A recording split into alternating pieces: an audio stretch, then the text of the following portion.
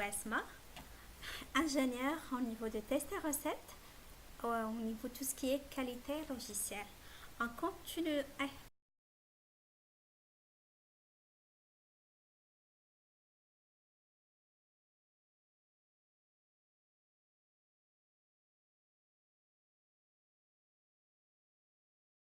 Aujourd'hui, on va les payer trop cher aux dernières étapes où il y a la phase opérationnelle.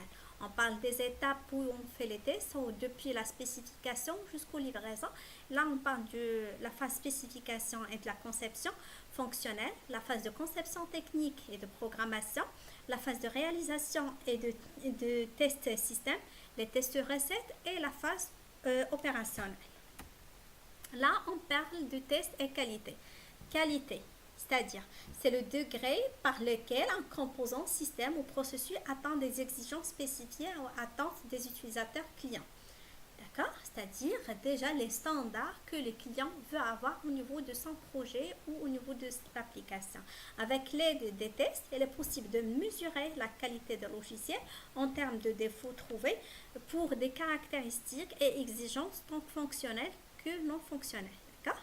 Déjà, on peut déjà savoir lorsqu'on fait le test ou on travaille par exemple, là, on a installé une application depuis Play Store, on vérifie est-ce qu'il est adéquat, ce qu'on veut avoir au niveau de cette application. Et par la suite, à chaque fois qu'on constate des bugs, au fur et à mesure, déjà on sait très bien la qualité de cette application. Par contre, pour une application qui est opérationnelle correctement à ce qu'on veut, là c'est bon, au niveau de qualité, c'est top.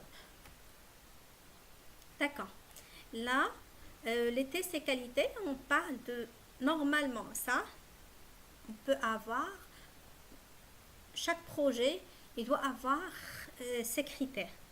D'accord? La fonctionnalité, il doit être fonctionnel. Utilisabilité, c'est-à-dire il est utilisable par plusieurs utilisateurs, c'est-à-dire un projet qui doit fonctionner. On ne peut pas parler d'un projet qui ne sert à rien. La fiabilité, c'est-à-dire au niveau de la sécurité, c'est-à-dire les données qu'on met en ligne, ils sont sécurisées par exemple. Lorsque une application bancaire, il doit être sécurisé, fiable. Les données ils sont cohérents. Comme je l'ai mis, les transactions correctes, il n'y a plus des doubles transactions par exemple. Le rendement, effectivement, chaque projet, on a payé des développeurs, on a payé des testeurs, on a payé des chefs de projet. À la fin, on doit avoir un rendement. D'accord? Qu'est-ce qu'on veut de cette application? La maintenabilité. Il y a des projets où, une fois par exemple, on veut faire la maintenabilité ou l'évolution, parce qu'on parle ici des deux termes, la portabilité et la maintenabilité, on n'a plus la possibilité de le faire. Là, c'est bon. Ce projet est bloqué à une durée à court terme. Dans ce cas, c'est plus rassurant d'avoir un projet qui est capable d'avoir la maintenabilité lorsqu'on parle, pardon. Dans ce cas, c'est pour cela, lorsqu'on fait le code, on fait les tests unitaires, on mentionne tous les détails, on mentionne même par exemple des détails au niveau du log, au niveau du code source, comme quoi ça c'est le commentaire, cette partie du code il sert à quoi, à quoi, à quoi. Par exemple, demain on veut faire une évolution de ce projet. On n'a plus le développeur qui a fait cette application. On va faire comment? D'accord? Pour faire la lecture. Déjà la lecture de code, il doit être faisable, lisable pour toute personne. D'accord? Même pour les personnes qui n'ont pas travaillé sur ce projet. Et la maintenabilité, il doit on a la possibilité de faire la maintenance, des modifications au niveau de code source. Aussi, il doit être adapté à d'autres plateformes, c'est-à-dire par exemple, il est utilisé en Windows, mais par exemple, demain, si on veut changer par exemple de Windows à Linux, est-ce qu'il va fonctionner? Quels sont les critères? Est-ce qu'il est sécurisé? Toutes ces questions on doit poser avant carrément de déployer le projet. Et la portabilité, effectivement, c'est ce qu'on a parlé. D'accord. Si tous ces critères ils sont bien mentionnés dans une application, un projet ou une évolution, bon, on a un bon projet qui peut être en continuité, qu'il est valable dans le temps. On a la possibilité à chaque fois qu'on constate des évolutions, il doit avoir de la maintenance, il doit avoir capable d'être à la version prochaine. D'accord, là on parle de le test contribue à améliorer la qualité. D'accord. Effectivement, lorsqu'on constate qu'il y a des incidents répétitifs à un projet, là c'est effectivement pour améliorer notre qualité.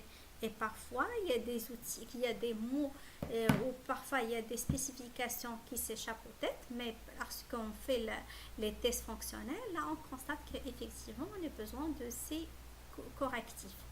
Et c'est aussi pour ne pas avoir de régressions.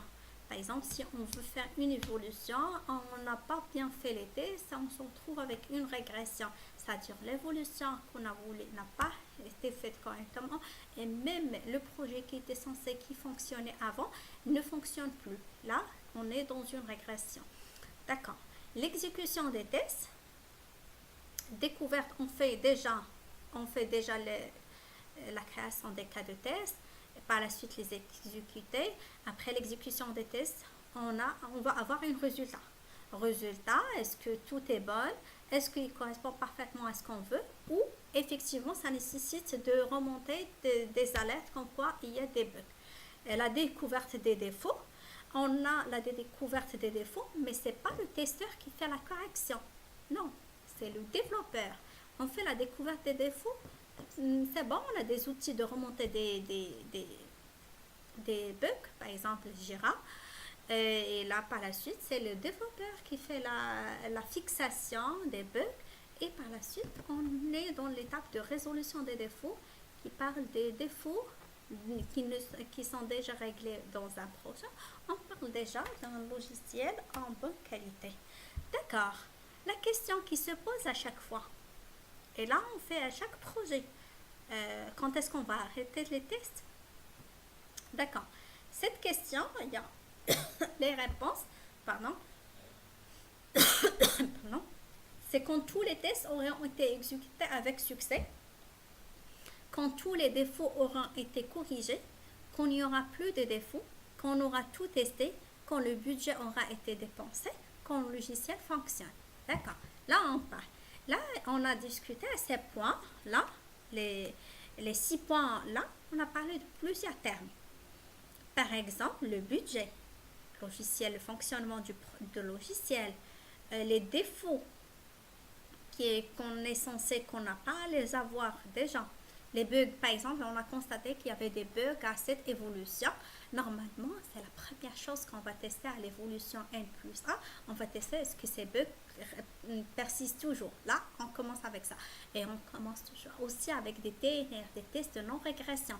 Est-ce que le projet qui est censé fonctionner toujours, est-ce qu'il fonctionne? Ou est-ce qu'avec cette modification a impacté quelque chose? D'accord. Là, on fait les tests. On va découvrir les défauts, on les corrige, on a testé tout, on a dépensé le budget, parce que le test, il y a un budget qui est des testeurs, la charge des testeurs, combien d'heures de test sur un projet, on parle de budget. Et là, par la suite, le résultat qu'on veut obtenir, un logiciel fonctionne avec une bonne qualité. D'accord? On a verrouillé les points, budget, logiciel fonctionne et exécution des tests. D'accord. Là, la question aussi, lorsqu'on va faire tous les tests, quand est-ce qu'on va arrêter les tests? Mais combien de tests on va faire? D'accord. Combien de tests est suffisant? D'accord. Il n'y a pas un nombre exact à donner à chaque projet. Et tout dépend du projet, de criticité du projet. Est-ce qu'il est juste une simple évolution ou un grand projet décomposé à plusieurs tâches? C'est vraiment selon le projet. Mais plusieurs acteurs peuvent influencer la décision d'arrêt de test. D'accord. On avait des tests exécutés, on a constaté, on a fait les tests, on a déjà les cas de test. Là, on commence déjà comme quoi on a fait déjà les tests. On a déjà rédigé les cas des tests et on rédige les cas des tests depuis les spécifications. Par la suite, on a des défauts ouverts. D'accord? On a le budget du test qu'on a parlé tout à l'heure. D'accord? Aussi, ça influence au niveau de la décision de continuer les tests ou pas. Aussi, le temps. On est borné à un temps spécial pour faire les tests. D'accord? Et est-ce que tous les risques sont couverts?